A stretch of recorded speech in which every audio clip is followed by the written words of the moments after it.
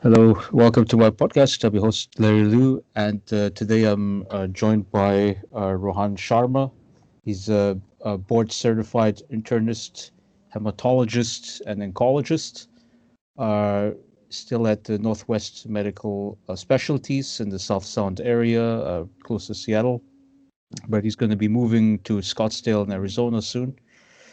And he treats patients and also does a lot of public health work related to a nonprofit to promote men's health and testicular cancer. So, welcome, Rohan, to the podcast. Yeah, thanks for having me. This is very much a new experience for me, so it's good to see you again. Yeah, it's a great pleasure. I mean, we of course had known each other through your wife, Li Jun. We had good conversation back in New York, and we knew each other from another common friend who's a student, Right. Wen Jun Zhang. Okay, so where do we start off with? Maybe we'll talk a little bit about your career trajectory, and then we'll have some time for politics. Yeah, sure. So you grew up in UK, and then you Mhm. went to Indiana, right? Yeah, You studied. yeah. So basically, just if we're starting from the beginning, I was born in the United Kingdom, but I moved when I was quite young. Both of my parents are physicians from the Delhi area in India, so they immigrated to the United Kingdom in the 80s. Had me and my brother. I We moved to the States. For better career opportunities. Settled in the Cleveland area initially, where my parents did their training, and then subsequently settled in Indianapolis in Indiana. So that's where I grew up, and that's where I consider myself from. And then I kind of stuck around the Midwest for undergrad, going to Northwestern, um, and then came back home to Indiana for medical school. Came back to Chicago for my residency, and then came out to the East Coast for my subspecialty training in hematology and oncology. So it's a very long road, to mint yourself a doctor. So then I started embarking on independent practice at 33. My Started my first job here in the Seattle metro area, as you had mentioned, and been here for the last 2.5 years. And as you had said, just taking a new opportunity down in the Southwest, hopefully more of a leadership kind of opportunity for myself, and just to continue doing the things that I enjoy doing, which is taking care of patients, participating in clinical trials, and working on public health measures. So, an oncologist is somebody who uh, cures cancer. That's what I've learned. I mean, an Yeah. internist is somebody who looks at internal organs, and a hematologist is somebody who studies blood or treats blood diseases, and lymphoma and things like that. Correct. Um, right. So, yeah, what made you sort of go down these routes? Because I mean, I know that any medical student would at some point have to make a decision as to, what specialty to pick, and there's always something about that piques somebody's interest, early on in the medical career. Yeah. I think there's for any budding doctor, there's always sort of these formative experiences you have that kind of imbue you with this motivation to become one type of doctor or another.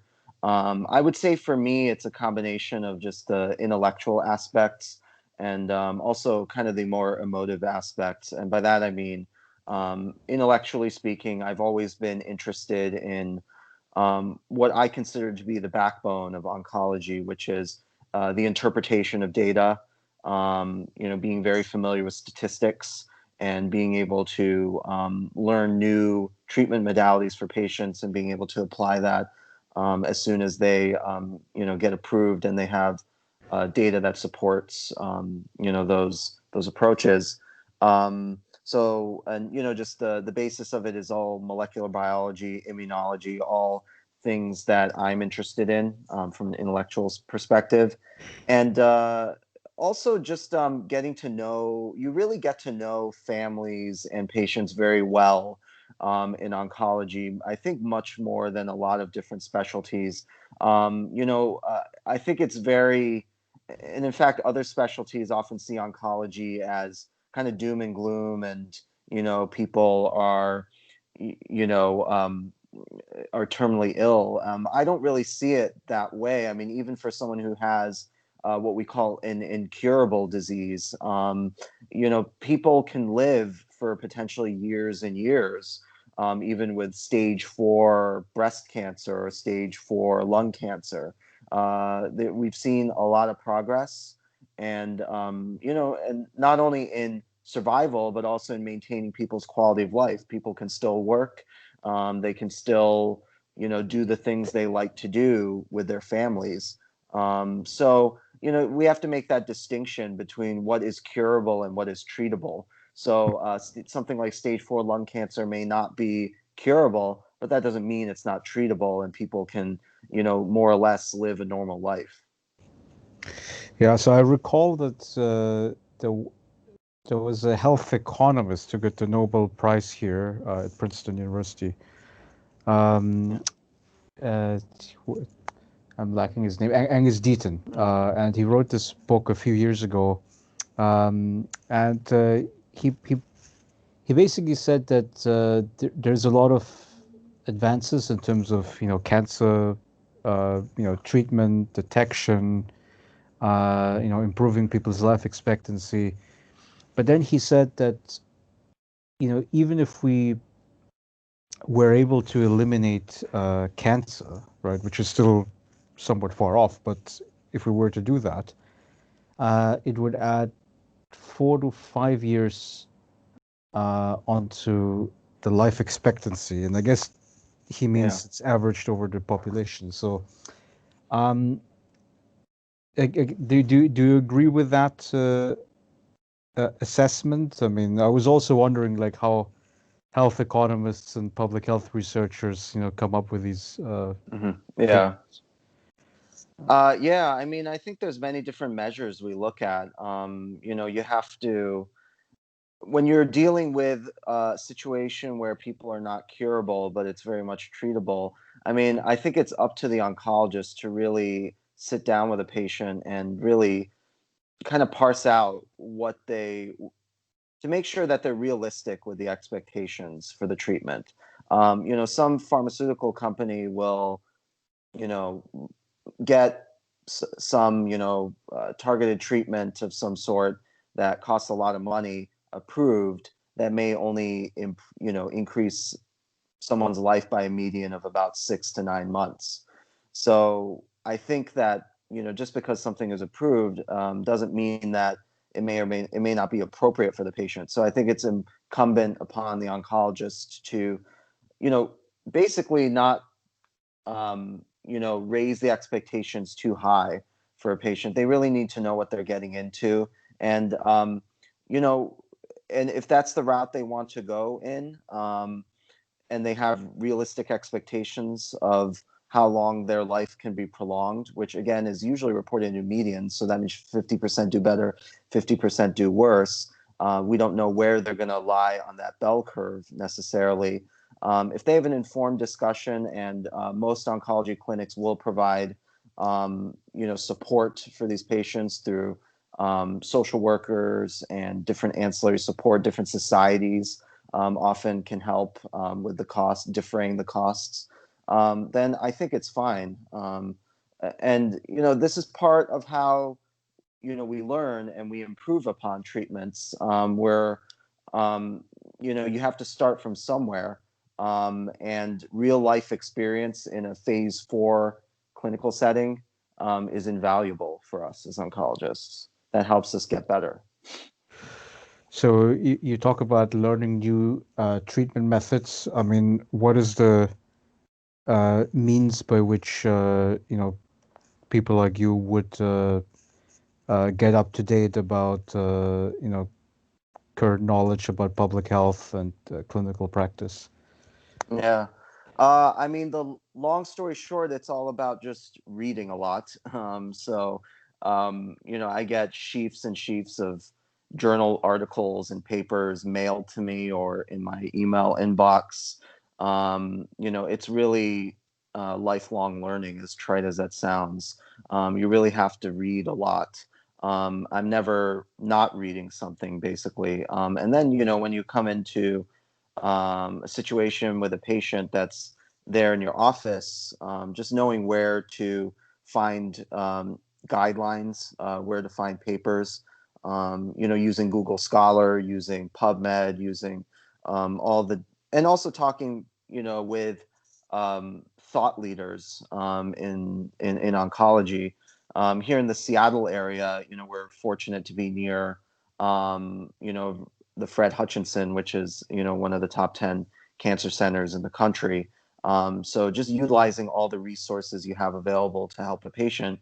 And I'm someone who's not shy about asking for help either. I mean, whether it's someone at MD Anderson in Texas or Sloan Kettering, where I train, where over back on the East Coast. Um, so we have all these resources; they're readily available. I think it's our duty to explore everything, and that's how we get smarter too. Yeah, it's about a constant learning process. Then, so Yeah. your earlier point about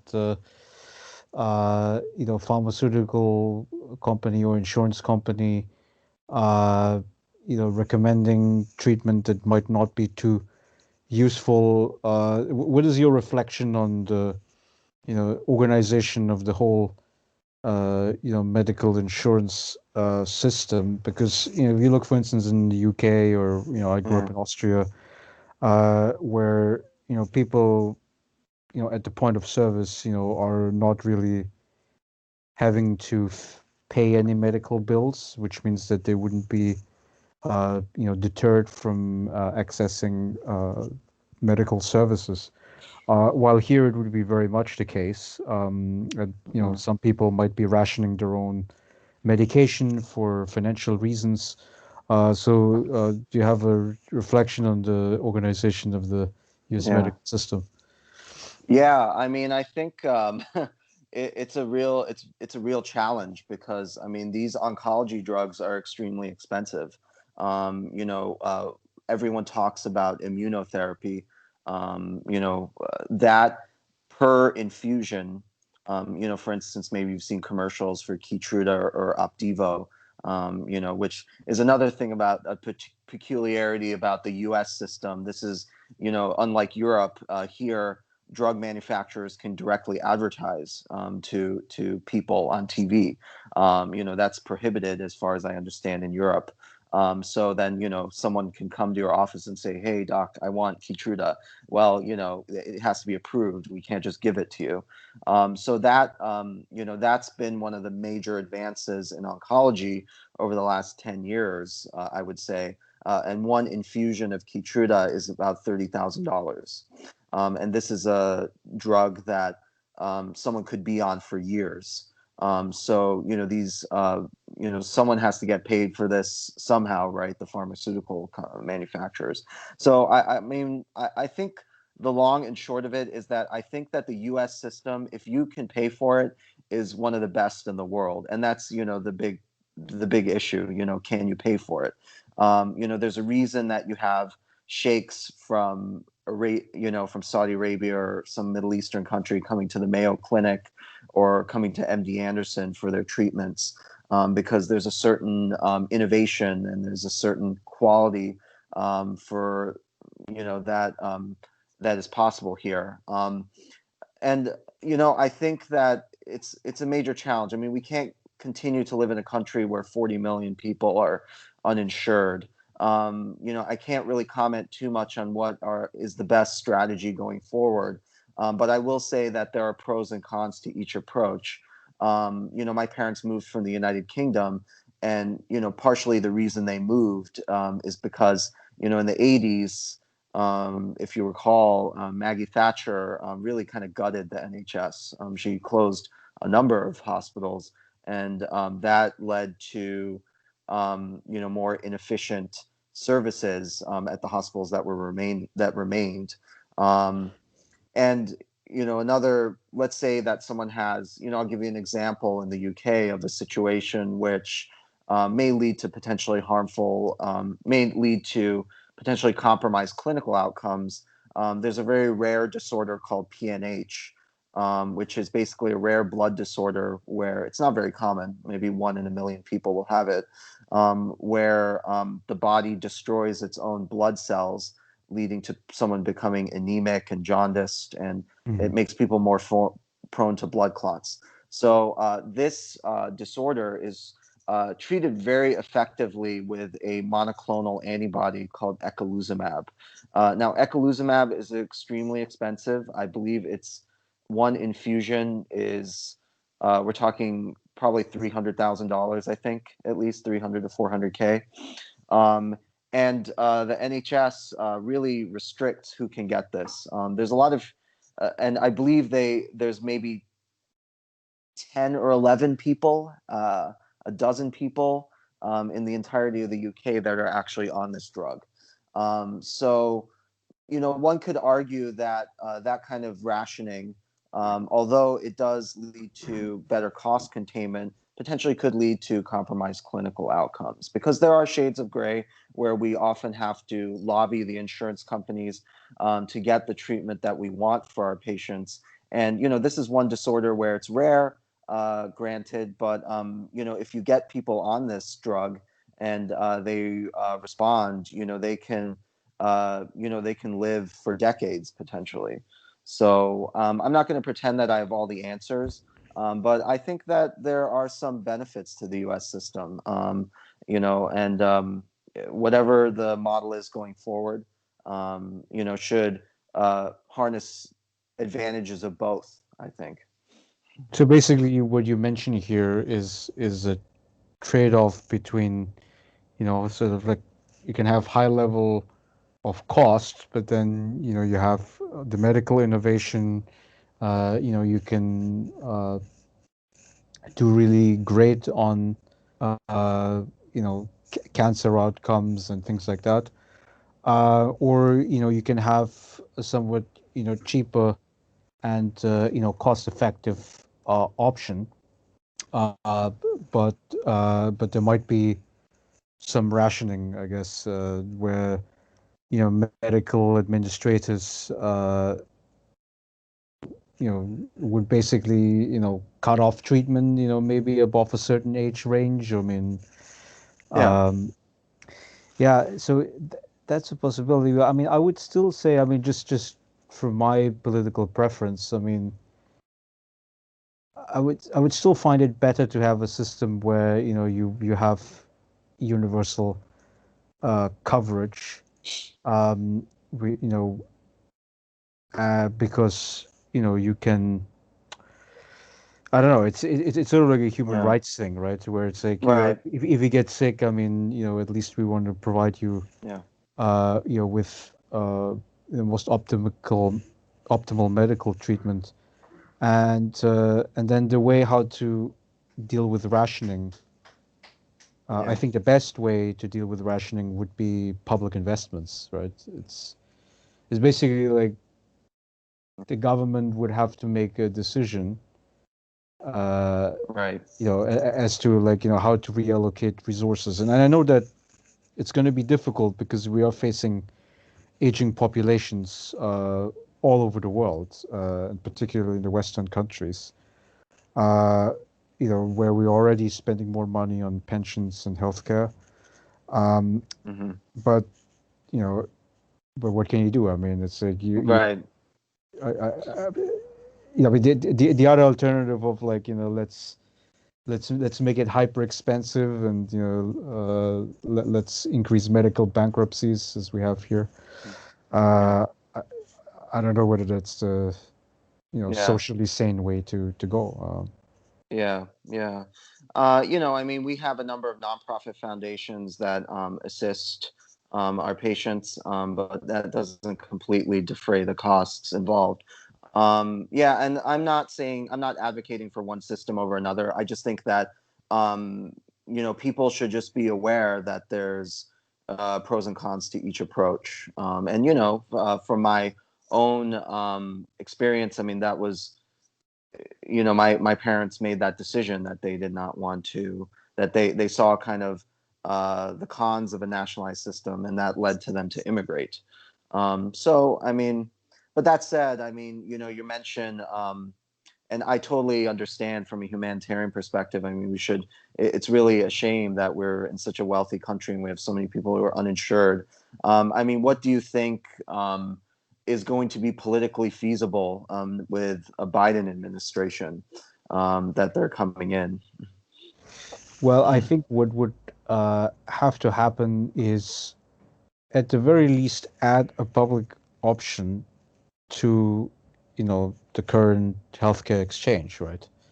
Yeah. Because there's an important detail, in the Affordable Care Act, in the legislative process. It was about 11 years ago, when the original plan proposed by Obama uh, included a public option, but then it was removed because of the senator from Connecticut, Joe Lieberman was his name, Yeah.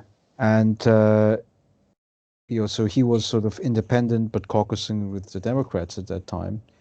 And I must assume that, I mean, I don't know the politics of Connecticut, but I must assume that there are powerful insurance companies, Yeah.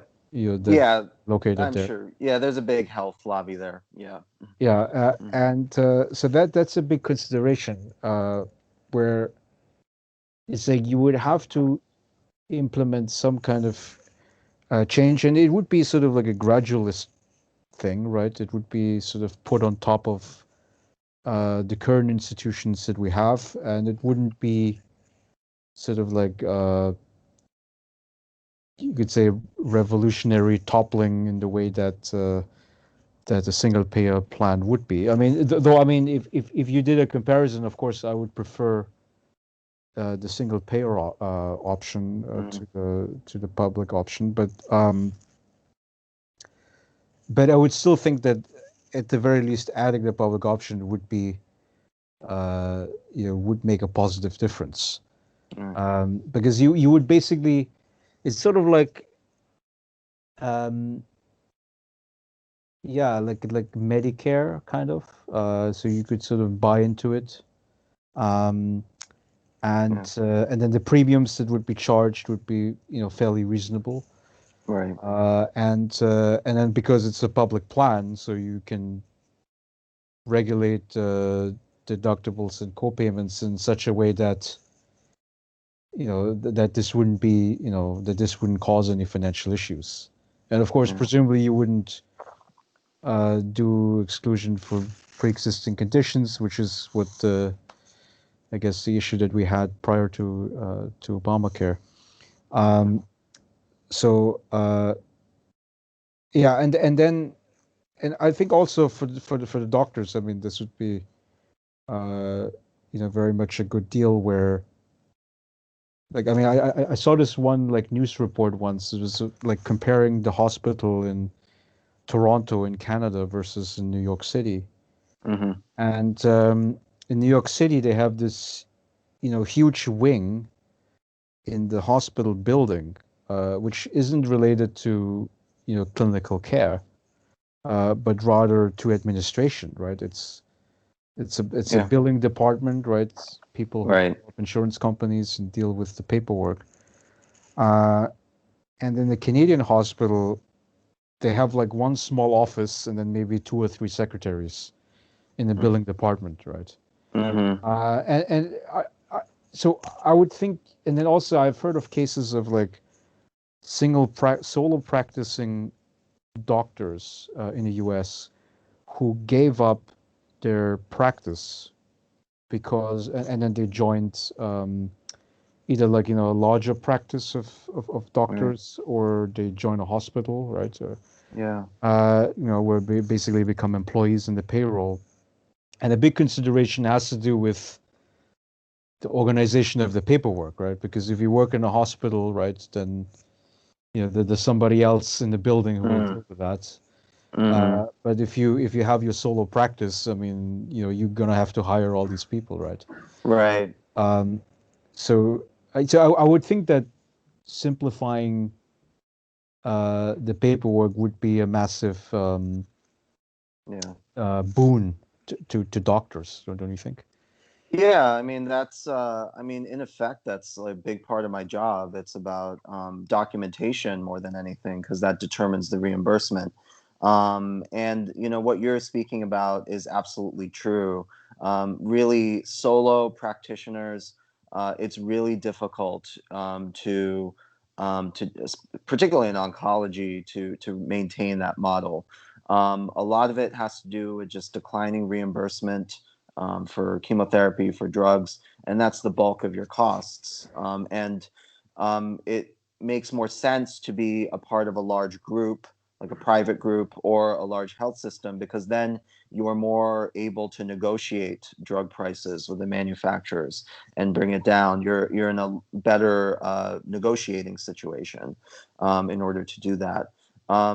So that consolidation has been happening really over the last 20 years. It's kind of accelerated. My father himself used to be a solo oncologist, and he had to bow out, particularly for that reason alone, because I mean, I can only speak more or less on oncology, but you know the mid to late 90s is when all these kind of targeted treatments, rather than just traditional chemotherapy, started to become more part of the treatment modalities. And these drugs are very expensive.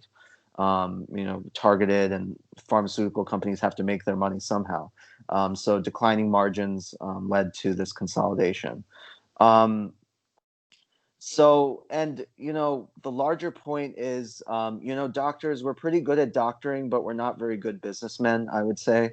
Managing overhead, managing staff, this is not our bread and butter for the most part. It's supremely important to deal with insurance companies, and any way to simplify that, I think most doctors would be in favor of that. Yeah, I Hmm. mean, there's another Hmm. thing that affects doctors, which I think would be Hmm. very important to note. So I think it's at NYU, New York University, where there was a pledge to make medical education free, essentially.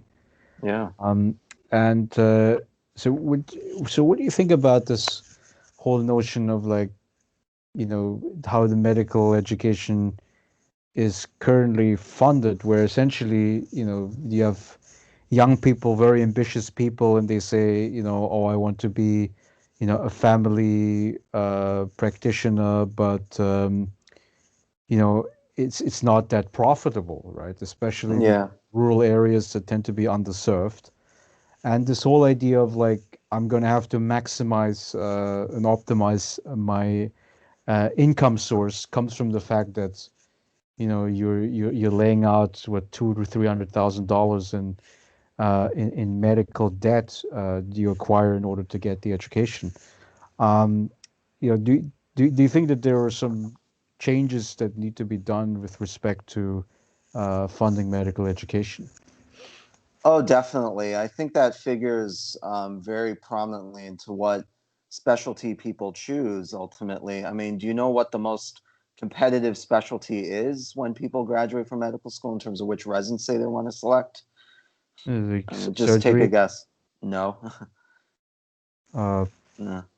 it, So, it it would be with heart diseases or something. I don't know. no, it's not. So it's actually dermatology. Dermatology. So if you want to become a dermatologist, you'd better be top 10% of your medical school class. You better have aced your boards, because any less than that, and you're not going to get a residency position. And the reason for that is, basically, it's number one, it's a good quality of life. It's basically 9 to 5. And number two, a lot of the procedures that are performed, a lot of the reimbursement for medicine here is based upon procedures done. I believe a lot of it was kind of shaped by the surgeons. Rather than seeing patients, it's about doing procedures. So, the procedures that dermatologists do are relatively low risk, and they don't take a lot of time. They can do a lot of these kind of Mohs procedures, removing, superficial skin cancers, and it's very profitable and lucrative to them.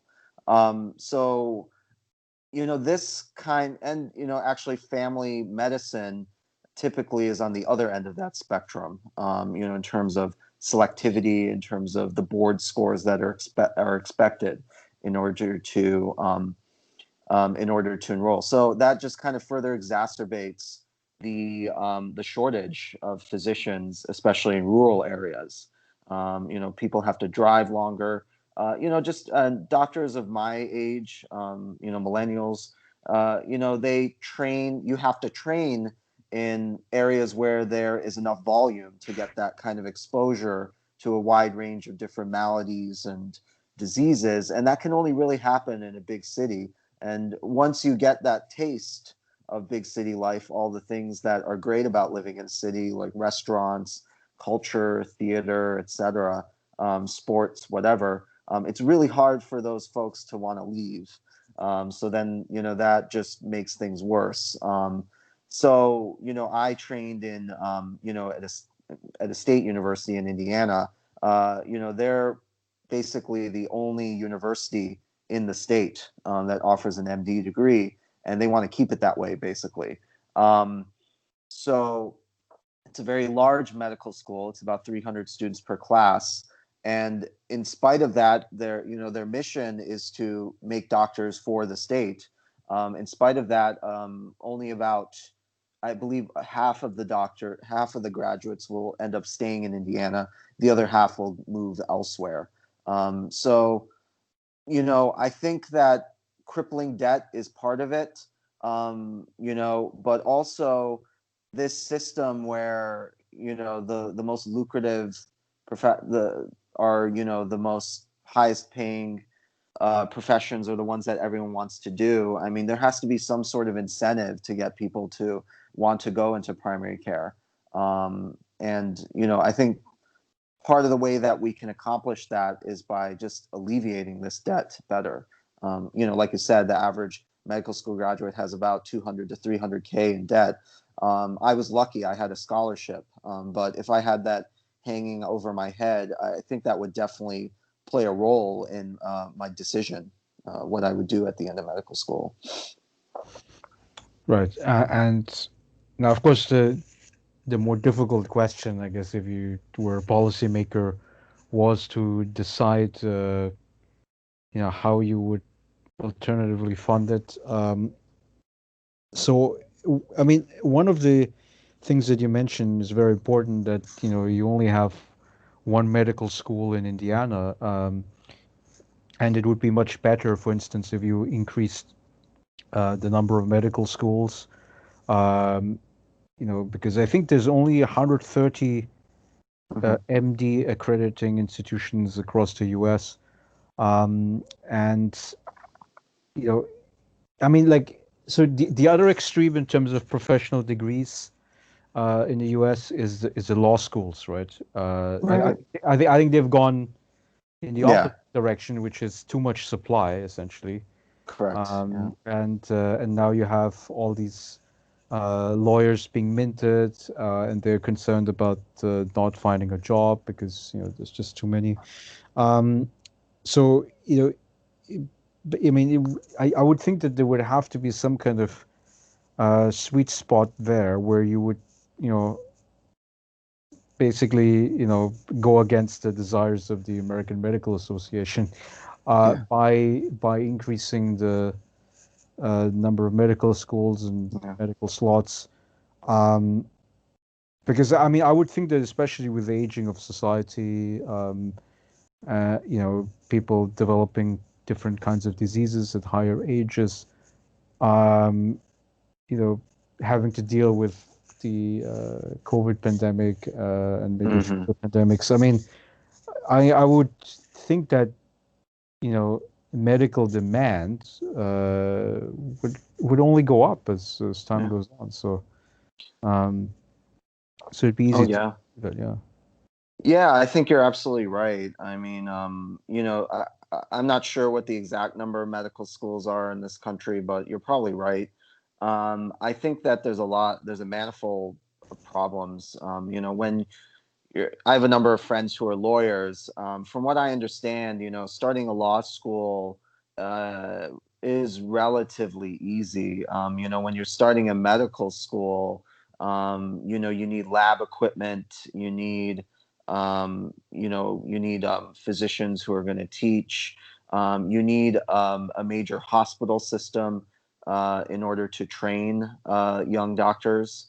Um, you know, the for anatomy labs, you need cadavers. I mean, there's just so much that goes into just a medical school, starting a medical school. I think that's the infrastructure has to be there, and you can't just open a medical school in a small town because those folks are not going to get good training. So this is going to be that's a major challenge.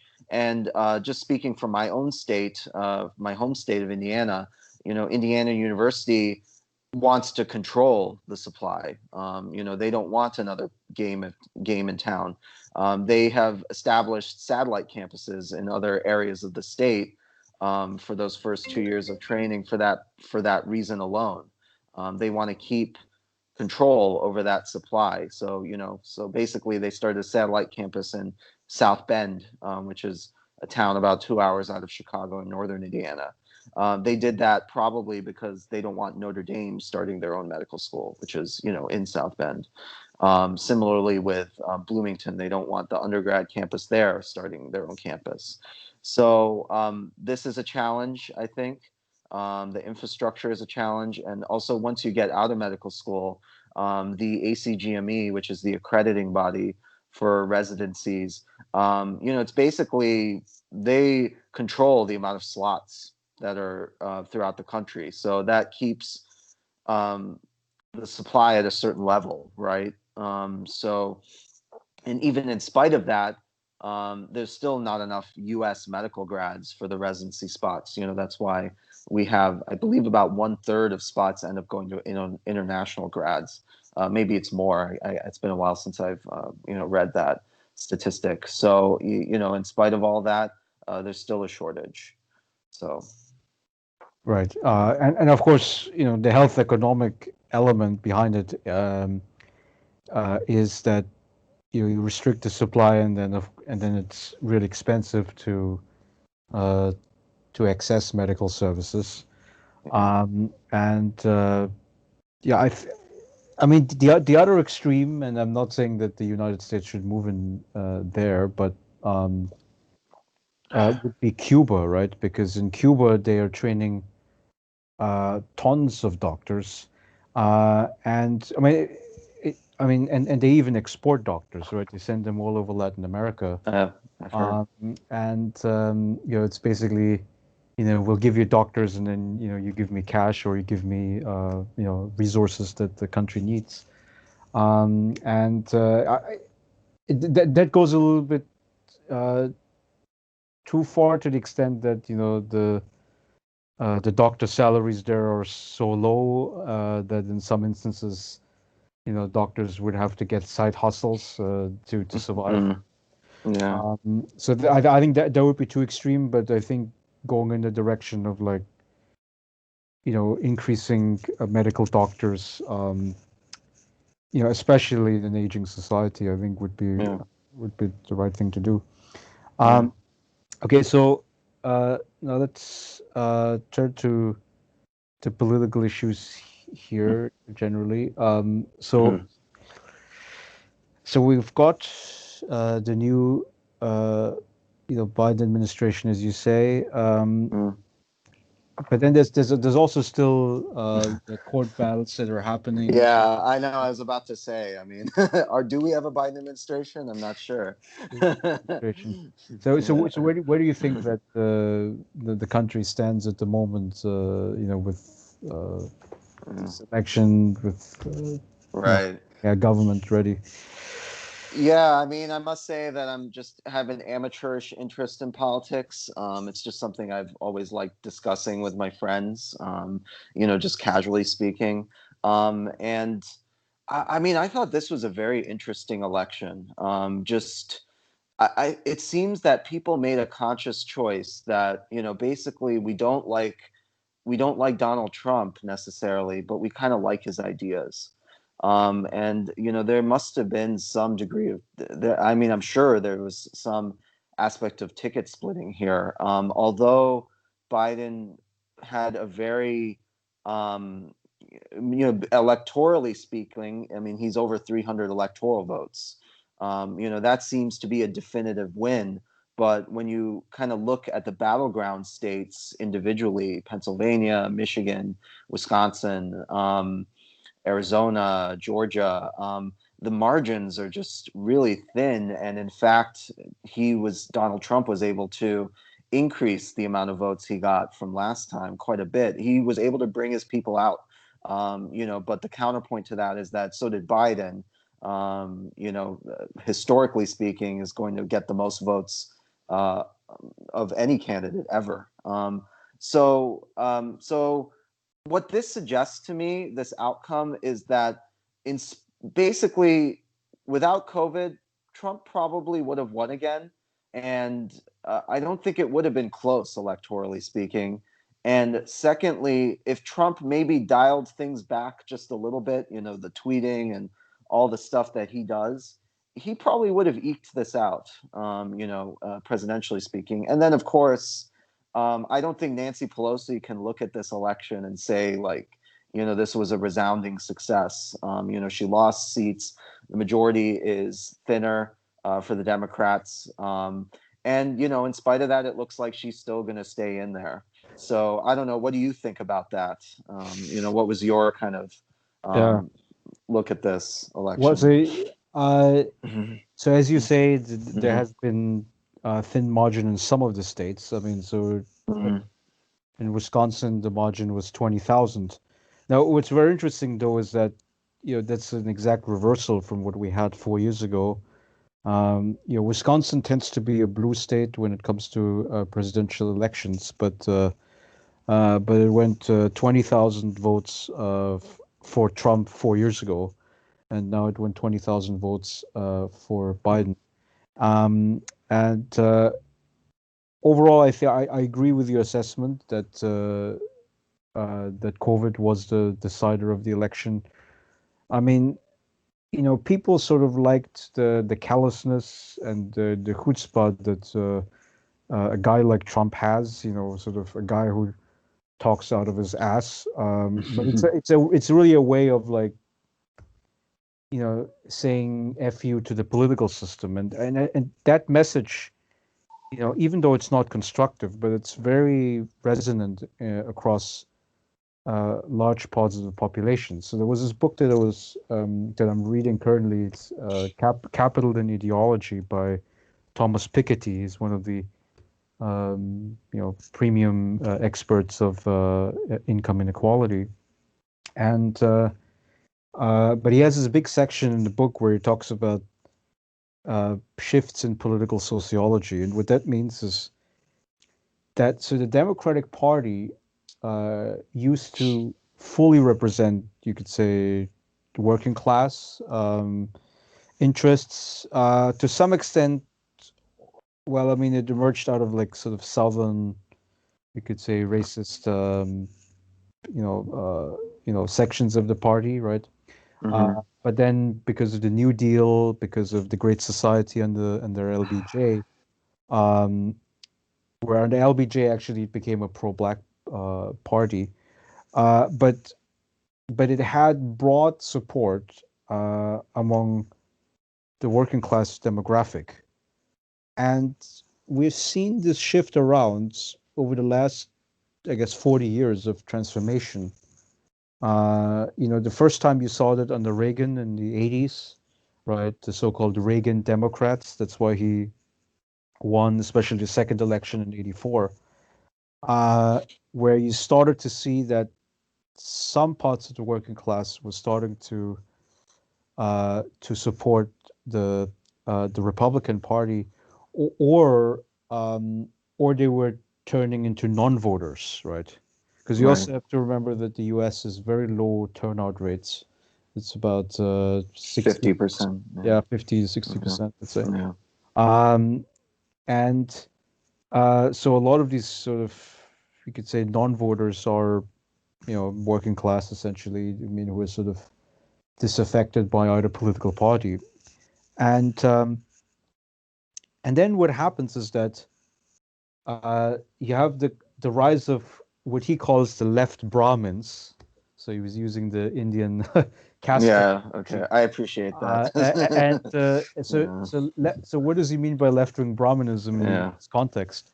It means that it's the higher educated, essentially, right? Right. Yeah. So because for a non-Indian audience, so Mm. the Brahmins are basically, it's like a priesthood, right?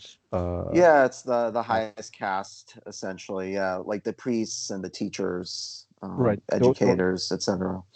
Right. So those who, basically manipulate words for a living, and guilty of Yeah. that as well as a PhD student. Right. Um, and, and so that element, right, the highly educated, those with bachelor's degree and above, they have become the most solid block for the Democratic Party. Um, a- and that starts to become an issue, right? Um, you know, f- because you're not really giving sort of the working class base something to hold on to, right? Hmm. Then you have a hate preacher like Trump who, blames immigrants, refugees. He blames the academic Elites. Yeah. system, right? Because people of my caste supposedly brainwash young people to defund the police and Hmm. to create anarchy on the streets. I mean, that's all a bullshit narrative, but it seems to work to mobilize the hardcore of the Trump base, um, and so and right, that's the issue, and then the response from people in my cast would then be, well, you guys who voted for Trump, you follow alternative facts, you don't uh, you know deal with the real world anymore, which to some extent is true, right? I mean, Rudy Hmm. Giuliani's allegation of voter fraud is totally picked out of nothing, right? There's Yeah. no legal basis for it whatsoever. Um, but then what I'm worried about is that this is still intellectual smugness, right? Like it doesn't really directly speak to the working class voters. I mean, the Democratic Party had a small sort of opening, I guess, which they used in 2008 under Obama, right? Hmm. It was sort of like this promise of hope and change, and we're going to do some technocratic fixes here and there. We did Obamacare, right? The stimulus package. But it clearly wasn't enough. I mean, if you look at the public health indicators, again, studied by Angus Deaton here, where you see, rising rates of opium addiction, alcohol addiction, suicide, among, white Yeah. middle-aged, Particularly white men. Yeah. yeah, without a college degree, right? So Yeah. these Yeah. are all the Correct. Yeah. things that you have to add here. Yeah. And so the indicators were going in the wrong direction, and neither Republican nor Democratic administrations were able to to stop that trend. Um, so I don't know. I think the progressive left sort of has put itself into a dilemma, and I think if you have people like Bernie Sanders or AOC, um, if you have a Green New Deal, if you have public job creation, if you have basic income, which is an initiative that I support ardently, Mm-hmm. um, you know, uh, the reason why I think people of my camp are sort of pushing on the social policy lever very strongly is that you know it's like, well, how can you prevent the descent into political craziness, right? Yeah. In I think that's a areas. great question. Yeah. I don't know. I mean, there's just what is going to unite people? Is it going to? It doesn't appear that even people can agree on what makes America really a great country. We do have some people who are saying that this is innately a racist country. I don't know what's the answer to that question is, but if people can't really agree upon the foundations of this country, whether it's the Bill of Rights or the Constitution, etc. What's left. And I totally agree with you. I think you have a unmooring of white blue collar individuals, particularly men, from society. What is the root cause of that? I'm sure smarter people than me could argue what it is, but I this ties into my interest in men's health. The life expectancy of white working class men has actually gone down in the last 15 years. And it's exactly what you said. It's because of deaths of despair, we call it. Opioid abuse, alcoholism, suicide, depression. And this has affected me personally. I'm from, Indiana in the Midwest. And, me and my family know people who have sons or husbands who have gotten addicted to opioids and then die of endocarditis because of infection of their heart valves from shooting up, essentially. Um, and these are people that clearly have been left behind, and this speaks to the power of messaging, I think, more than actual policy. Trump just has a message where people feel like he's talking to me, and the message from Democrats is just not getting through. You can enact all this policy, but it doesn't matter if you're not able to speak to these people and communicate to these people. And somehow Democrats got to, they have to be able to go to, like, Harrisburg, Pennsylvania, or Toledo, Ohio, and all these places, and bring out 60,000 people to a rally. There has to be some figure who can do this, because it's.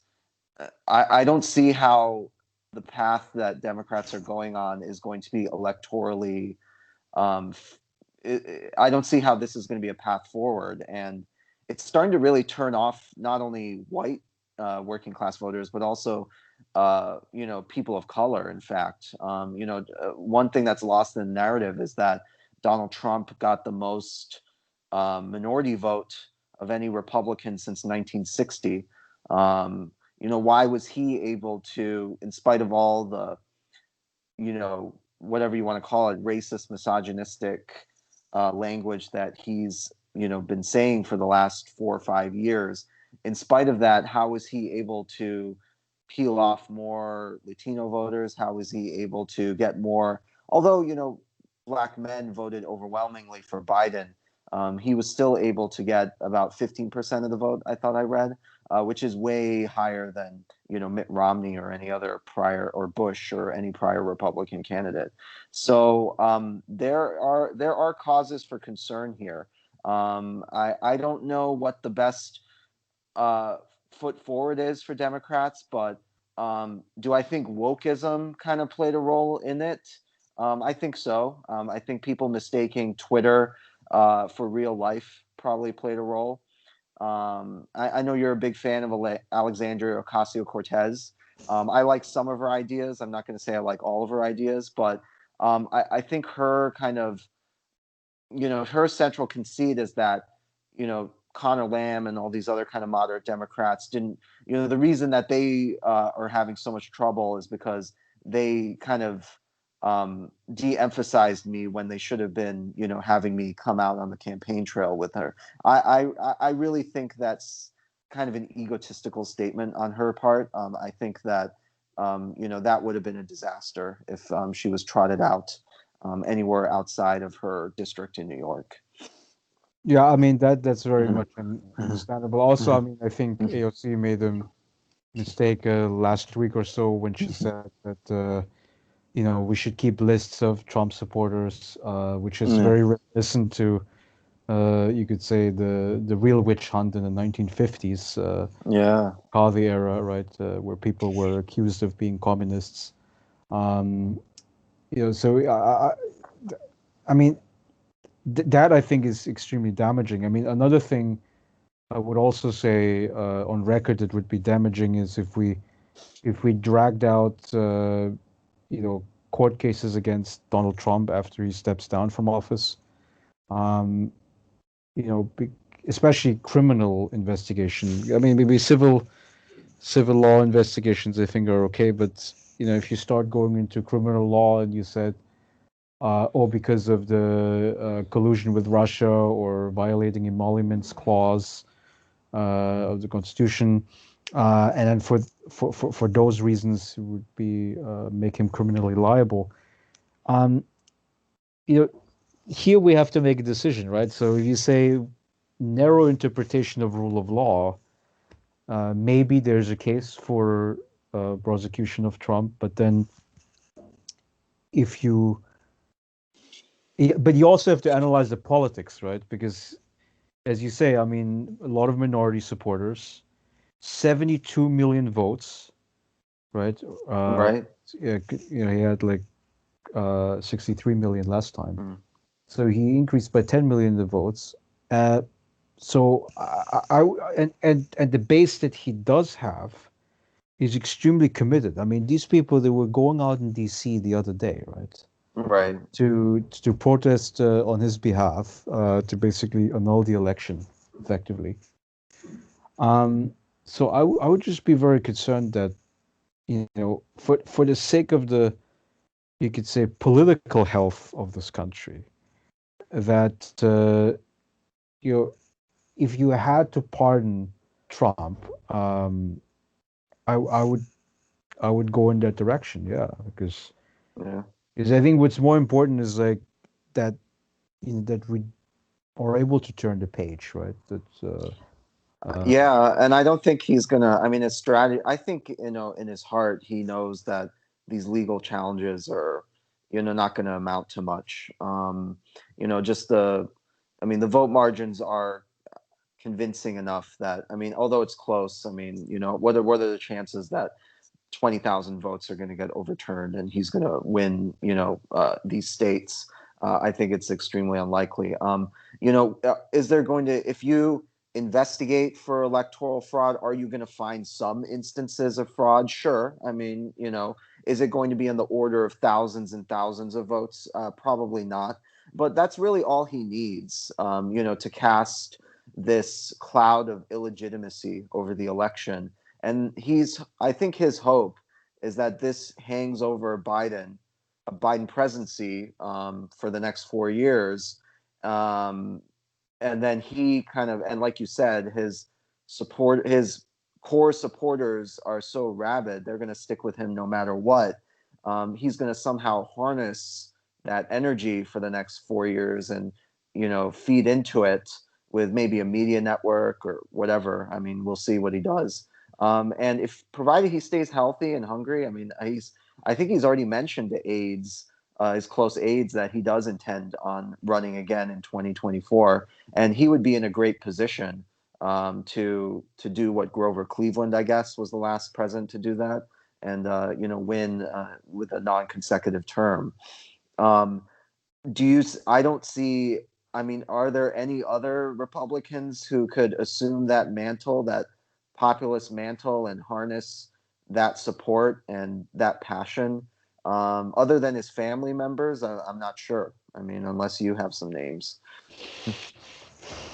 Well, I mean, some people think Tucker Carlson, he's Yeah. this guy, a younger version, who is, you know, interestingly, you know, he- Tucker Carlson, I mean, he's quite open to populism, which is a very weird thing to say for a Fox News host, because, Fox News is, of course, owned by Rupert Murdoch.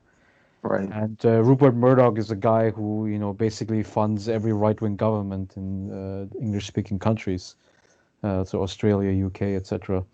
And which includes also the Labour Party under Tony Blair, interestingly, which Yeah. Interesting. which was right wing enough for him to be supported, I guess.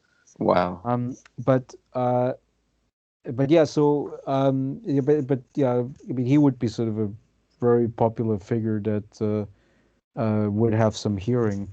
Um, I mean, and that's going to be really rough, right? Because okay, 4 years from now, I mean, I don't know whether Biden is going to run for re-election. He's going to be 82 at that point. Is he gonna even make it to the end of the presidency?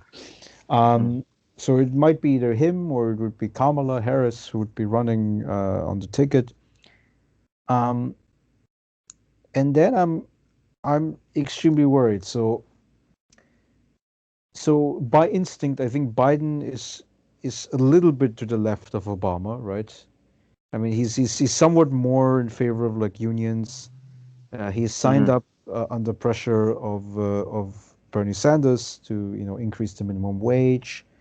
He wants to do stimulus and things like that. Um, so that's, but I still think that he is okay with the sort of New Deal uh, consensus.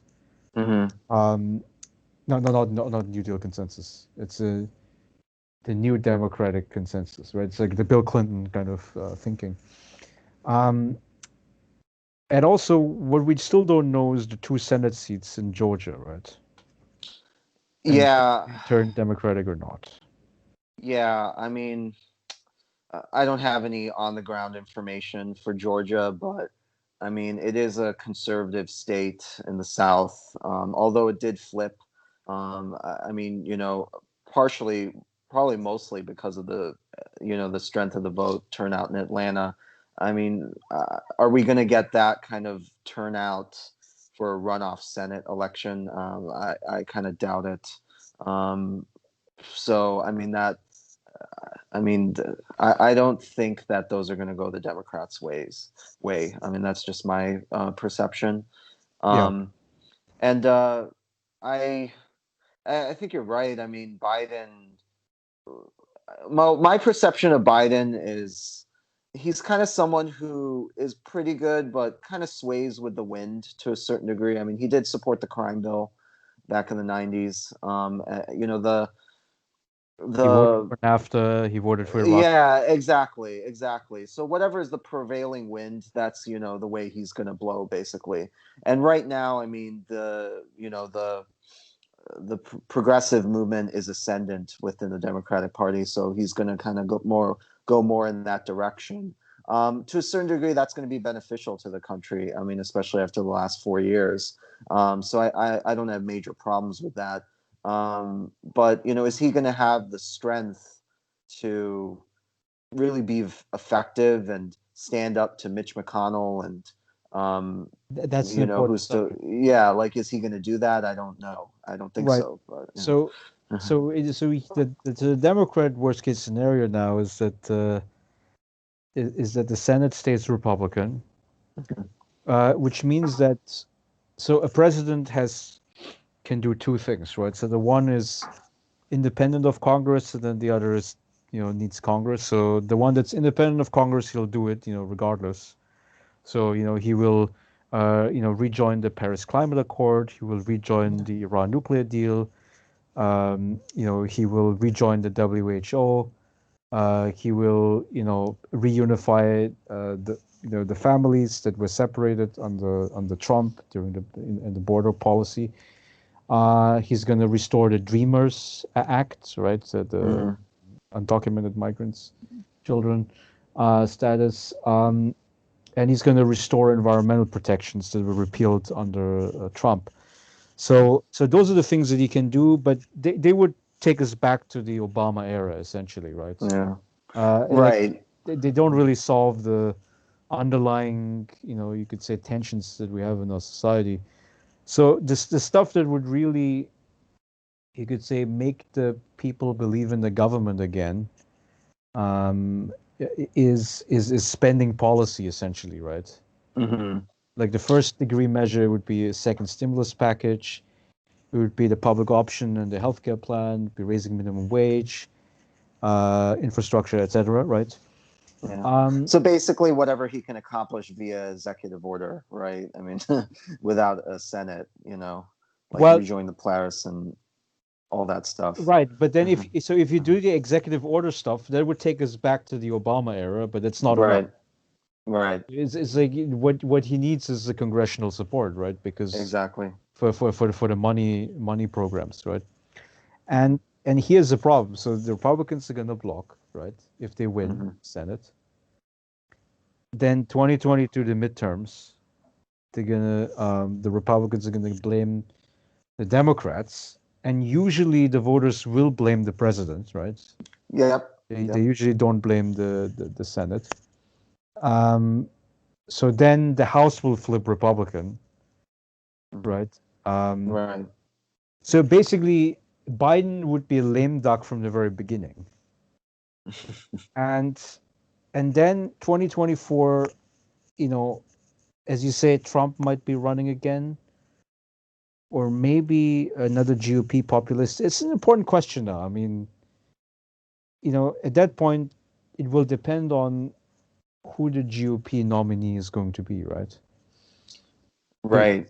if it's going to be Ted Cruz or Marco Rubio or any of the, you could call them centrists now, I think then the Democrats still have a chance to keep the White House. But if it's going to be another GOP populist, I don't know. I mean, the crazy ride will Hmm. continue.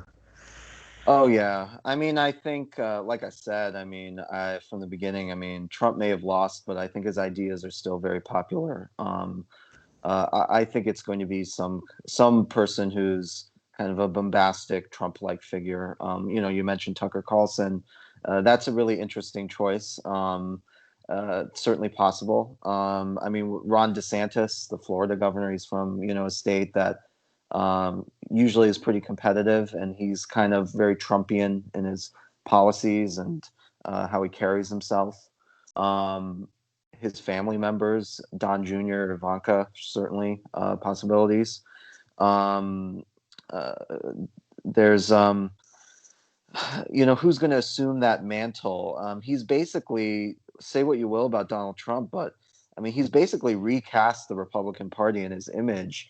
Going back to my previous point about how he was able to he was able to bring out more minority vote for himself than any other Republican candidate since 1960. I think it's because, you know, Ray, Democrats may say that, we're the party of diversity and, it's just demographics or destiny. Well, I think the counterpoint from this election is that, maybe it's not so much race, but it's more about class. You know, you have people who are very, more kind of elite class, Hollywood actors and very educated people who are going to go towards the Democrats. People who are very indigent as well, going more towards Democrats, and then possibly more kind of people who are middle class and middle America who feel that they're being talked down to, are going to go for the GOP populist. And that is frightening because that is, that's a recipe for success for Republicans. I think that they're they can really win in suburbs on that message.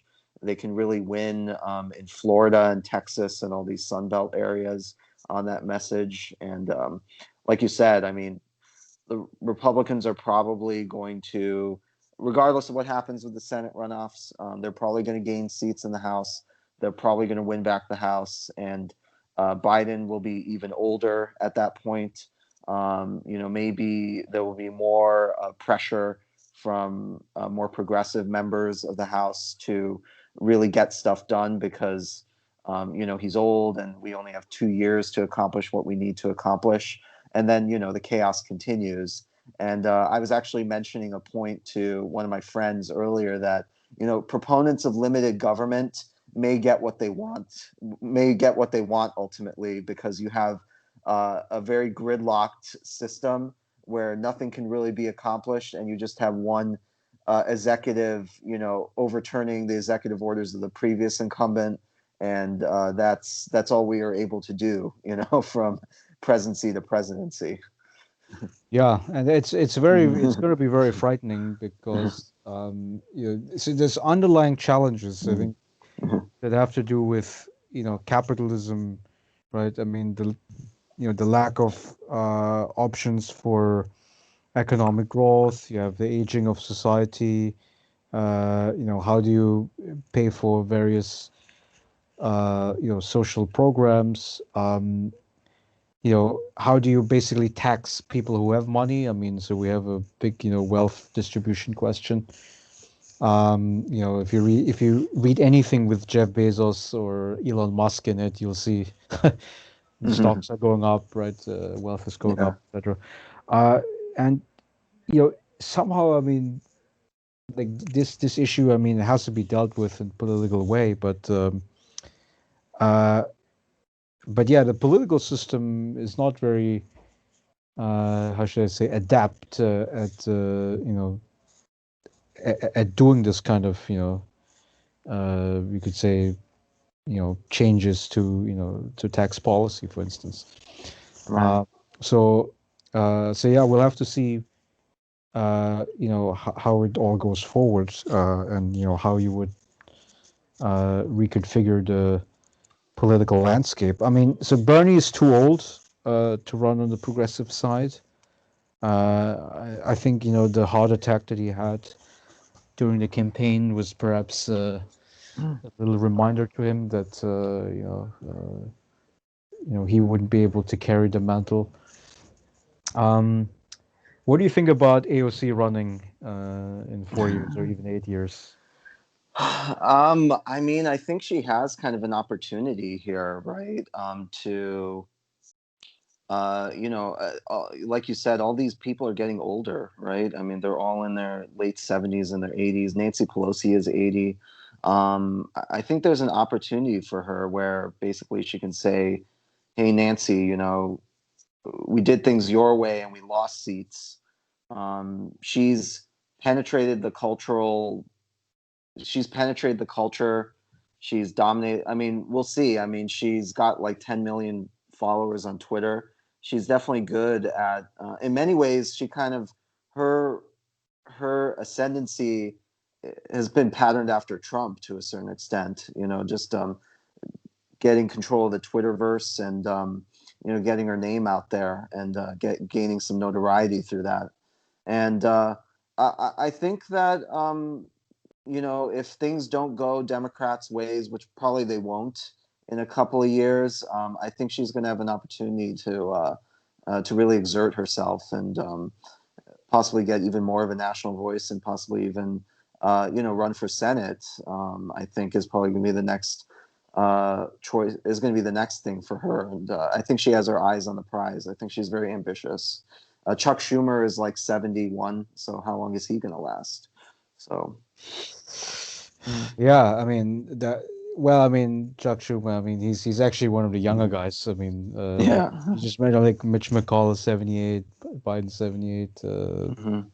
and the guy who was hospitalized, Chuck Grassley, uh, because he has COVID. I think he's 87 or something like that. Uh, so we have a gerontocracy, And it's by design, right? Because it's much easier for incumbents to keep their position than to be overthrown by a challenger. So oftentimes what happens is that you would basically have to wait until the congressperson dies, and then you have a vacancy, right? Right, right, So and I mean, it, it's like I don't know how big of a point to make about gerontocracy, except that if you look at, for instance, the Soviet Union, right, the last I would say 10 to 15 years before it collapsed. Um, so the age structure, because don't forget, so the communists and the Lenin, right? They started as like middle-aged to young guys who basically overthrow the Tsar, right? Who's the king at that. right, Uh, and then the Communist Party of the Soviet Union institutionalized, and then what happened was that the same thing, right? Like, so the structure goes up, so the leadership gets older, and the only way how you replace them is you wait until they die, right? right, Um, and and then you know, and then it's sort of like it exemplifies the sclerotic nature of the political system at that time, uh, and then it collapsed. Now, I, I don't know whether the U.S. is in that trajectory. I mean, um, because it's not just about the age structure of the leadership. I guess it's also about how the economy is organized and whether that's sustainable. Because the Soviet Union had a lot of foreign debts. They weren't really, um, you know, you could say competitive in the global market economy. Um, Maybe that's not directly with the issues with the U.S., but I would still think that a gerontocracy would be, uh, how should I say, it would be incapable of solving problems, right? right. And Yeah, then and then that incapacity to solve problems is the thing that's going to unravel the country, right? right. Eventually. Yeah, yeah. I mean, I don't know what we can do. I mean, we need some more vigor here. We need some younger voices. Uh, I mean, I think I saw a post from you, right? That how many representatives of the silent, and we're not even talking about baby boomers, we're talking about the silent generation. Just they kind of dominate the three top positions in the government here. So what does that say about us? What does that mean? So can't I personally think it's not good, going forward. Um, so I guess the last, I don't know, just shifting gears a little bit, the last thing I feel like I should mention, we should talk about is just COVID. I mean, we're talking remotely, and COVID is kind of, it's almost Thanksgiving, and we're kind of in this second. I mean, the first wave never really ended, but we're kind of in an added wave here of COVID, um, and every state is doing their own thing essentially. Here in Washington State, they've closed down the gyms, they've closed down indoor dining. Whereas, my wife is currently in Arizona, and it's like, the opposite situation. Everything's open. So kind of uh, this kind of fractured approach. I'm wondering, you know, how we're going to deal with all these increased hospitalizations that are occurring in different states, and how are we going to get serious about this? I personally am very pessimistic. I think we're just going to have to wait for a vaccine that's effective. Yeah, so I actually followed your postings very closely, especially at the beginning of the pandemic when I think a lot of people were anxious because they've never faced a pandemic in their lifetime before. And they were starved of like information essentially, right? Yeah, The problem was also that when the virus started, um, partly out of ignorance, but also partly out of protecting the reputation of the rulers.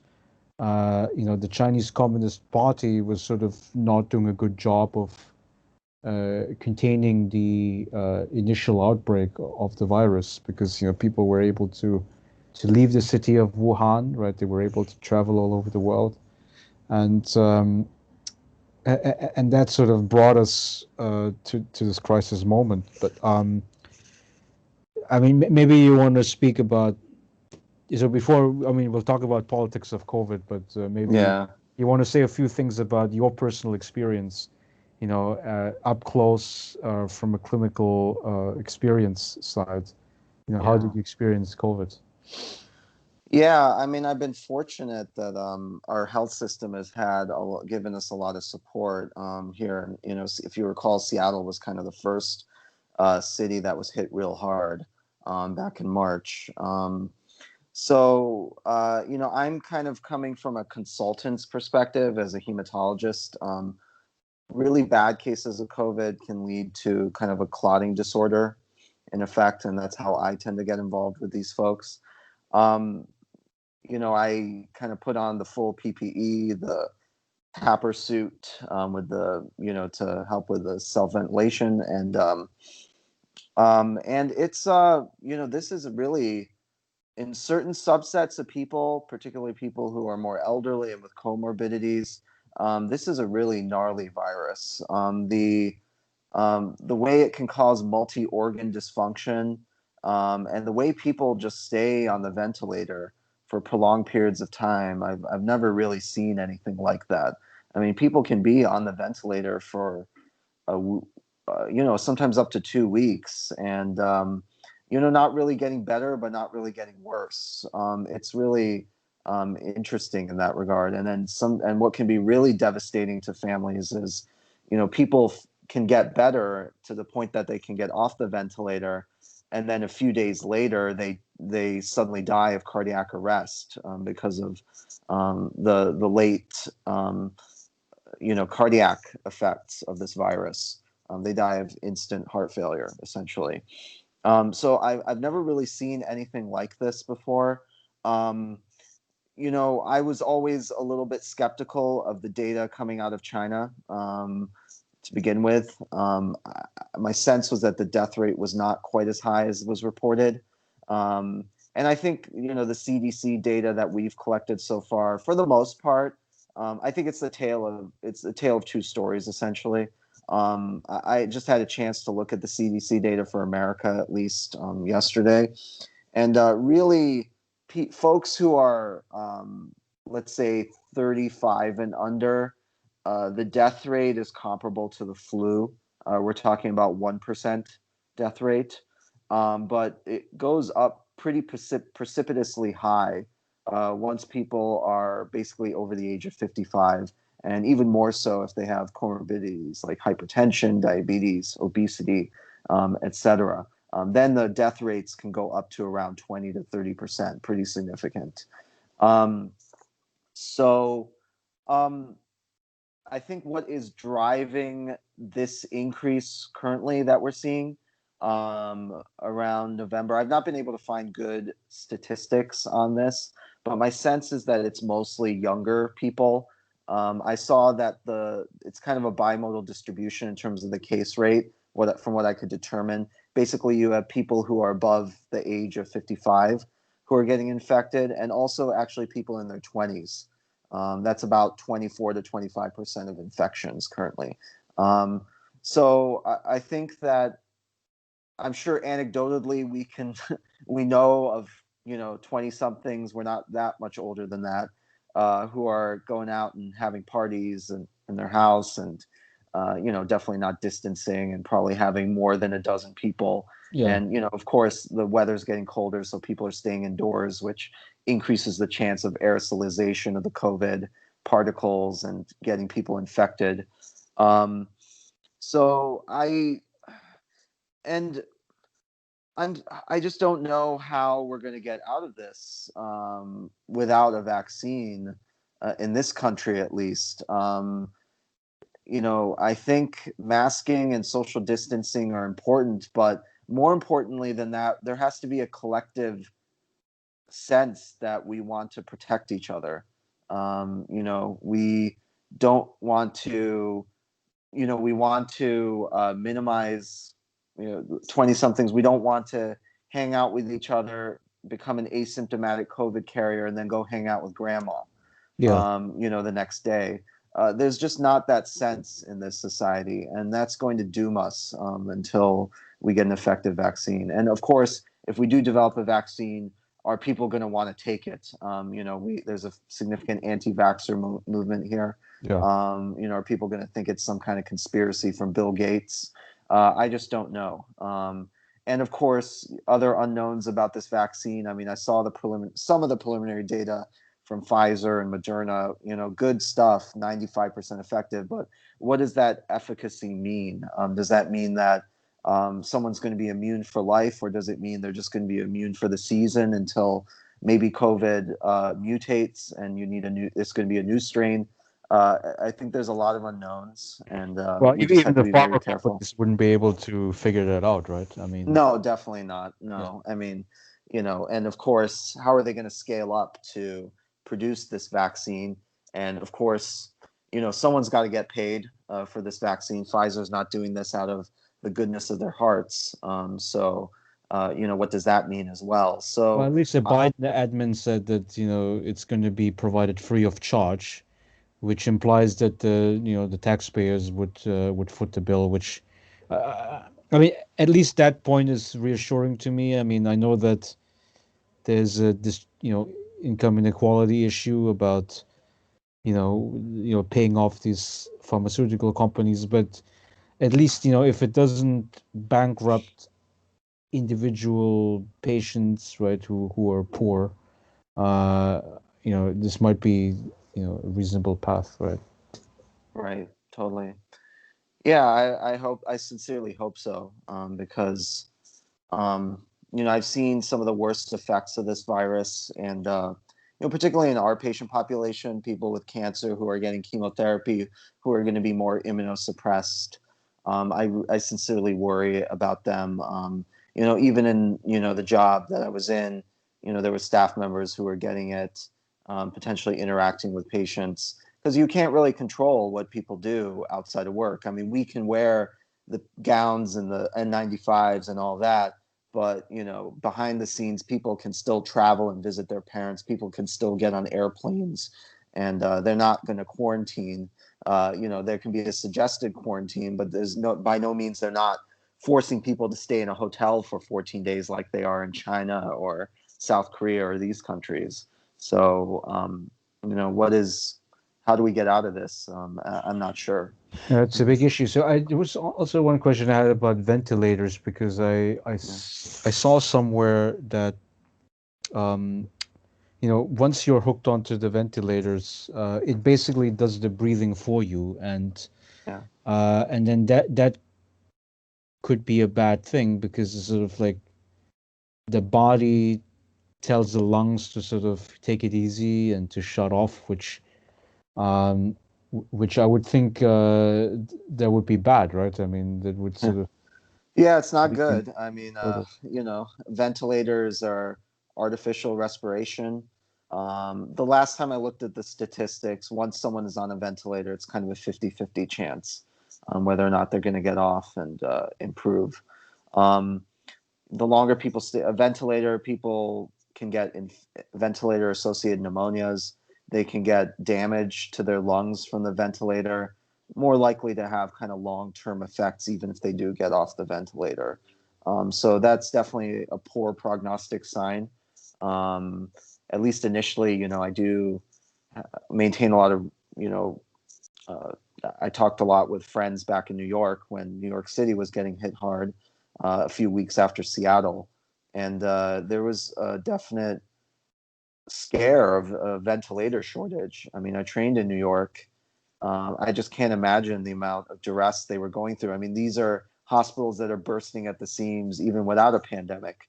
And then suddenly you have a disease that potentially can keep people on the ventilators for 1 to 2 weeks, create, in effect, creating a ventilator shortage. There's not enough ICU beds. So people have to, make do with what they can on regular beds with regular nurses who are not equipped to deal with these critically sick patients, and also some of my colleagues who are not ICU trained doctors would have to, help take care of these patients. Right. I mean, I thought the bigger issue besides the technology was staffing shortage, right? Because you need to also have enough nurses who are trained with the Yeah. ICU units, right?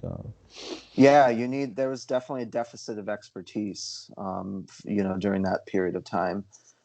So, for me, it's not a big, for me, I'm just a few years out of training. I mean, I'm pretty confident that I still know enough, if I was asked to manage a ventilator and, you know, even intubate a patient or do put in a central line and do all these procedures that a critically sick patient needs.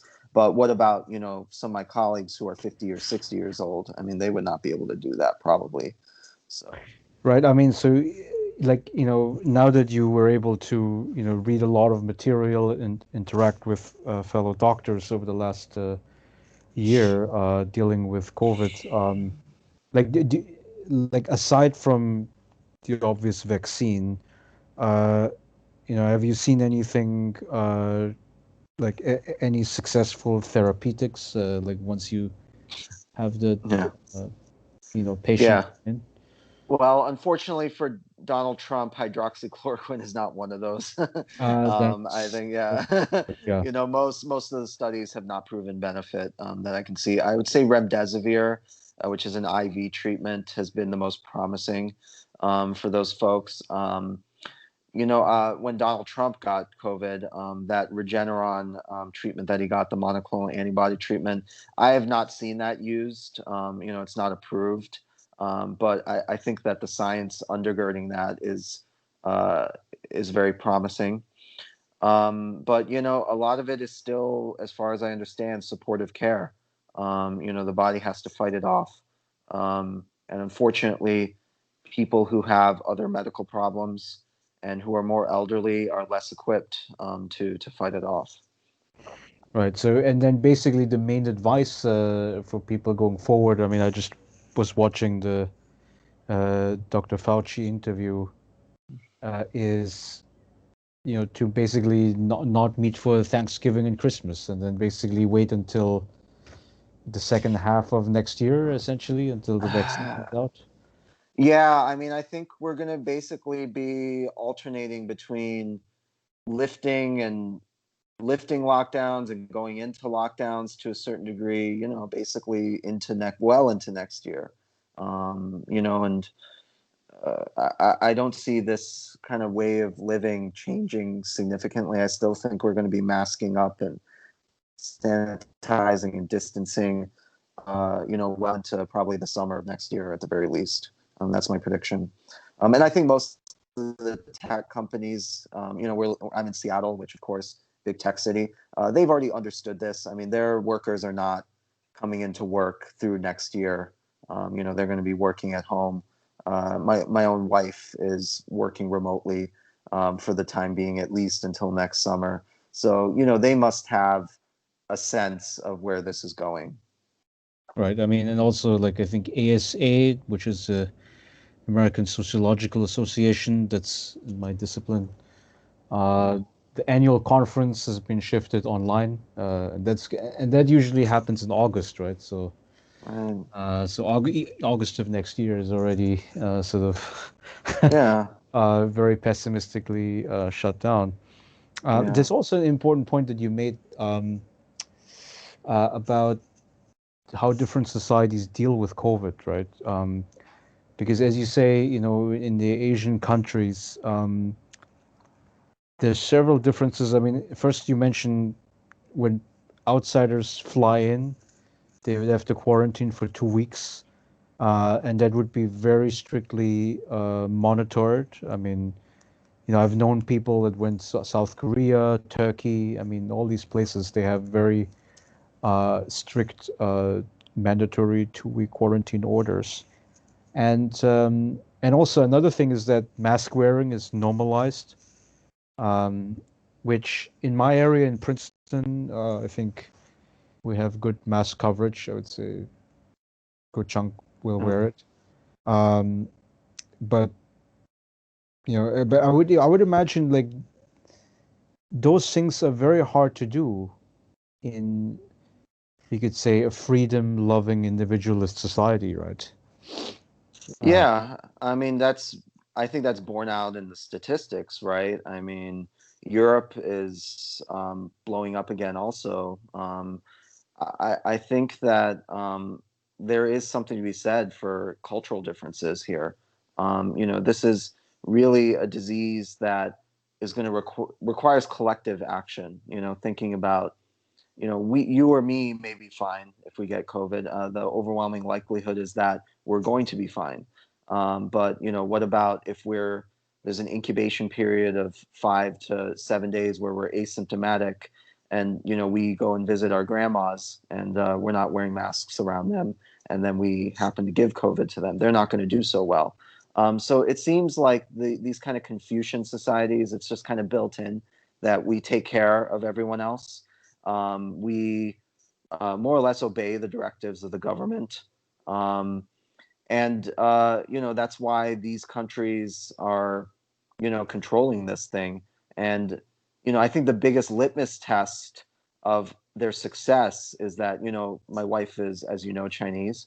She's on WeChat just like everyone else, seeing what everyone's doing during Mid-Autumn Festival, where there's tremendous amounts of migration throughout the country. If COVID was not under control, the Chinese government would not have allowed that at all. People would have been bolted in their homes. But no, people traveled. Millions of people traveled throughout the country. They went back home for the holiday, and that is a testament to how well controlled it is there. Because they know if they didn't have it under control, our economy would suffer, etc. Um, so, those are the countries that have controlled it the best. Other countries that have controlled it well are, smaller countries like New Zealand and Finland. And, I used to be a subscriber to the New York Times, and even I can kind of detect that they're in love with New Zealand and everything about their leader, Jacinda Ardern, but it's really apples and oranges. I mean, we're talking about a country that's, in the middle of the ocean, not really travel to that much, and it's a really small country. So it's very easy to contact trace if someone ends up getting COVID and, going through their contacts. There's certain built-in advantages to these countries which we do not have, whether it's the U.S. or Europe. No one is going to force people to quarantine. No one is going to lock you into a hotel room and deliver food to you 3 times a day while you're quarantining. None of that is going to happen. yeah, I mean, it's Hmm. with Ardern. I mean, she won the landslide majority for a party, which is very unusual in New Zealand politics. So, Yeah. so people were actually really trusting her. But you're right. I mean, in Western Europe and in North America, and even in Brazil, right? In Brazil, they have crazy infection Yeah. figures. Correct. Mexico also. Yeah. In all of these societies, basically the state, doesn't see itself in a position to sort of strictly control people's movements, and we see that this has been very, you know, destructive during uh, pandemic season because then the issue is that, okay, if people don't listen to government orders and they do whatever they want, then you have these frequent shutdowns, and that's gonna, be bad for the economy ultimately, right? Right. I mean, if you look at like the economic figures, I mean, there's been uh, growth restored in China essentially, uh, and and in the Western countries, I mean, it just doesn't look so good. I mean, we're No. basically having to continue to struggle and to, find temporary solutions. I mean, I follow a newspaper in Austria, of course, very closely, and they had an explosion in cases now, and they've now basically done like a 24/7 curfew now this week. Hmm. Um, they shut down the schools, and the shops, etc. So and then it's like, well, when are you going to open up again? Because the flu season, I mean, you would expect it to stop around maybe March or something, April, right? Hmm. When it starts to warm up. I mean, Yeah. are we going to be in full scale hibernation essentially for the next few months? Uh, Yeah, I mean, I think a lot of I can speak for a lot of my colleagues. We're very much, if it's a bad flu season, that kind of double whammy, basically, of patients who are critically sick could be devastating. I mean, I think, there's a high likelihood if that happens, you're going to see field hospitals open up potentially, with the way things are trending, like we did in the early months of the pandemic. I think there's a high likelihood of that happening, and maybe there will be a ventilator shortage. Um, so we really need to, um,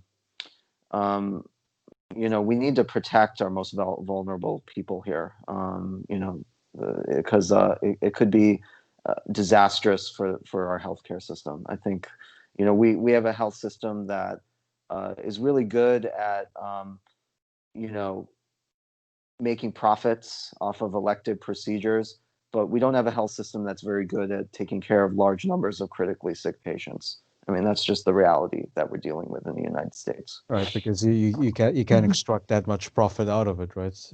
Yeah, yeah. I mean, like critical care is expensive. ICU care is expensive. So, and you can imagine if someone is on a ventilator for 2 weeks, the costs there, to the health system, and just opening up, canceling elective procedures that bring in money for hospitals, opening up OR space for more ventilators, and this is leading to the furloughing of, ironically, employees that you need, right? In the systems here in Seattle, University of Washington furloughed something like 3,000 of employees, for that very reason, because they were so used to just kind of making money, off of elective procedures, doing things how we do, in the medical system here. And then all of a sudden, they had to take care of all these critically sick patients. And then unfortunately, doctors, nurses, and MAs and ancillary support staff had to be furloughed, for that particular reason. So, uh, hopefully, maybe at the end of this crisis, there'll be some sort of reconfiguring of how we deliver healthcare. So, maybe we brought things kind of full circle here over the last couple hours. That there will be because so I mean on the issue of Yeah. cancer, I mean I saw recently that cancer screenings were down substantially this year because of COVID. Because people are saying that, oh my God, if I go to the hospital, I'm gonna catch COVID, so I better delay the checkup. I mean, Mhm. isn't there also this issue of like undetected cancer that basically will result in higher healthcare costs and also in more severe cases of cancer among more patients. Yeah, I mean, I can speak from experience. I mean, many patients, particularly in the beginning, they wanted to wait things, quote unquote, to calm down before they come in for their mammograms or their colonoscopies. And there's been at least a few patients of mine that I know that that delay led to an upstaging of their cancer, and whenever the stage goes up of cancer, the chances of survival go down, unfortunately. Um, so all of this is interconnected. I do think that excess deaths are going to go up. Um, downstream, it's like a domino effect from COVID. Not only from COVID, but people not getting their cancer screenings.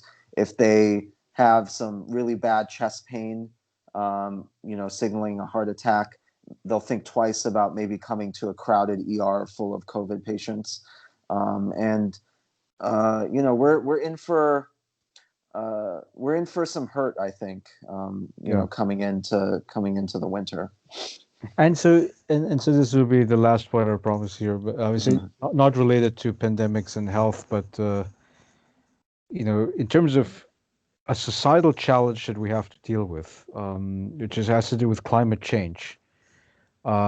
Because you see, one of my worries is that okay, the vaccine comes out and we'll be able to control at least COVID.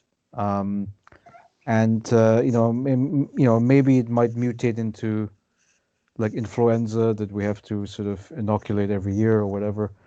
But there's a good chance that science and medicine will help us control it. But I'm somewhat worried that our technocratic scientific apparatus is not going to be capable to address this issue of climate change, right? Because I mean, so the link to the pandemic here is that we saw that CO2 was down right this year, uh, Mhm. and because people are traveling less. Now, the thing is that you know if by next year or in 2 years or 3 years, if everything returns to so-called normal, right, which is to say, a lifestyle pre-pandemic is restored, I would still think that it will screw us up anyway, right? Because we'll be Mhm. going back to Yeah. the cheap vacations in faraway places, which I have also taken advantage of. Right. And then we all contribute to some extent to this uh, to the ecological pandemic, so to speak. Rising sea levels. I mean, I was working on a chapter for a book now. It's about New Orleans, so I read a lot of stuff about that city. And so they have the southern wetlands, southern Louisiana, essentially being absorbed by the rising sea levels, so that New Orleans will basically become an island, right? After Yeah. the sea level rises, and therefore will be even more threatened by floods and hurricanes than previously. Mm. Um, so I don't know. Is there like a thought that you had about Well, climate change? yeah, I mean, I don't think, I mean, I can't profess to know too much about this, but I mean, what we're seeing is, from what I understand, is just a blip. This is a runaway train that is getting away from us regardless. I mean, maybe it's slowed down a little bit, but the forces that are leading to climate change are already in action, and it's just a runaway train. It's not going to, I mean, we can control how bad that crash is going to be to a certain extent. I mean, we can mitigate the worst aspects of climate change as best as we can, but for the next 100 years, we're still going to be dealing with the consequences of our actions from just even 20 years ago. So, from what I understand, our chance to do something to, uh, reverse all aspects of climate change passed us in the 80s. So, from the 90s onward, we've been in a point of no return. So the question is, so first of all, like I said, the next couple of years is just going to be a blip. This runaway freight train is still going. Are we going to be able to keep are we going to be able to keep the temperature increase to 2 degrees centigrade? Probably not. Or are we going to see a 5 degrees centigrade increase in temperature, which is going to be catastrophic? And cities like New Orleans are probably going to be underwater. I live in the Western United States. There's going to be wildfires all the time. It's going to get more and more hot, and the wildfire season is going to become more and more intense. Um, I don't. Yeah, I mean, I don't think that this is going to change things all that much. Well, that's quite a Mhm. harsh note, but Yeah. uh, yeah. Well, Well, that's why the optimistic note was the vaccine. I mean, that's really yeah. I Yeah, I mean, I I'm guess looking forward to. I should have prefaced this conversation by saying I'm a glass half empty kind of person sometimes. So I think you caught me on that kind of day. Yeah, yeah. No, no, no.